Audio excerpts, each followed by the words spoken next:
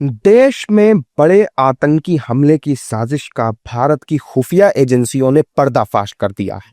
खुफिया एजेंसियों और दिल्ली पुलिस ने रविवार को बड़ी कार्रवाई करते हुए तमिलनाडु से 6 तो और पश्चिम बंगाल से 2 संदिग्धों को गिरफ्तार किया। पुलिस की माने तो ये सभी आरोपी पाकिस्तान की खुफिया एजेंसी आईएसआई और बांग्लादेश के आतंकी संगठनों के समर्थन से देश में बड़ी आतंकी वारदात की योजना बना रहे थे। गिरफ्तार किए गए आरोपियों में एक बांग्लादेश का नागरिक भी शामिल है। इस बड़ी सफलता को लेकर नेता क्या कुछ कह रहे हैं, पहले वो आप सुनिए। तो ये तो सेफ प्लेस बन गया है टेररिस्ट के लिए, क्योंकि इसका सरकार इसका प्रमोट करता है, सेफ पैसेज देता है।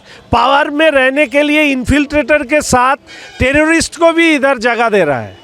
लोगों को समझना चाहिए कि तृणमूल कांग्रेस कोई पार्टी नहीं है, देश के सुरक्षा के लिए खतरा है।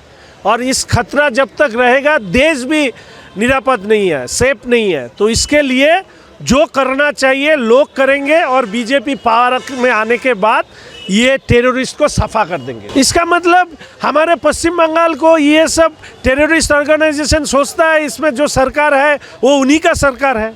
सब क्रिमिनल लोग नहीं सोचता है, टेररिस्ट भी सोचता है ये उनका सरकार है।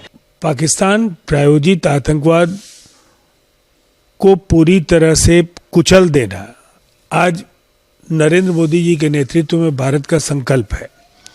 और इस दिशा में अगर आप देखें तो इसके पहले भी जो वाइट कॉलर मॉड्यूल था टेरर का, उसको बेनकाब किया गया। पूरे देश में आतंकी ठिकानों पर जो छापे पड़े और गिरफ्तारियां हुई, और उसके बाद जो ये 8 दहशतगर्दों की गिरफ्तारी है, तो इतना तय है कि कुछ ना कुछ वो खिचड़ी पकाने की कोशिश कर रहे हैं। लेकिन भारतीय इंटेलिजेंस एजेंसीज ऐसे मंसूबों को नाकाम करने में पूरी तरह से सक्षम साबित हो रही है। प्रयास किया जाता है कि किसी तरह से पूरे देश को जो है इस तरह के घटनाओं से डिस्टर्ब किया जाए, बाधा उत्पन्न किया जाए। सरकार और सुरक्षा एजेंसी लगातार प्रयासरत रहती है कि इस तरह के जो घटनाएं हों और उस पर नजर रखते हुए और वैसे लोगों को जो है मुंह तोड़ जवाब दिया जाए। जबकि विपक्ष कह रहा है कि कोई आतंकी है तो बेशक गिरफ्तार करना चाहिए, लेकिन बेगुनाहों को सजा नहीं मिलनी चाहिए। पता नहीं, अब ये तो इनकी वो है, किस किसको गिरफ्तार किया होगा।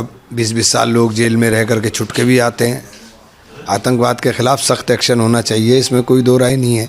लेकिन बेगुनाहों को किसी को ना करें कि जो 20 साल के बाद रिहा होकर के आए। बस इस चीज़ का ध्यान रखें। देश के प्रधानमंत्री जी ने क्या कहा था कि नोटबंदी करके हम पूरे देश से आतंकवाद को खत्म करने का काम करेंगे। तो आप नोटबंदी बंद किए हुए कितने साल हो गए। तो ये सब ठगने वाले लोग हैं, बिहार की जनता माफ नहीं करेगी। ये लोग सोशल मीडिया पर पाकिस्तान स्थित आतंकवादी संगठनों के समर्थन में सामग्री पोस्ट कर रहे थे। साथ ही फर्जी आधार कार्ड का इस्तेमाल करके अपनी पहचान छुपाकर कपड़ा उद्योग में काम कर रहे थे। दिल्ली पुलिस की स्पेशल सेल ने आरोपियों को कोर्ट में पेश किया, जिसके बाद अब आरोपी पुलिस कस्टडी में है।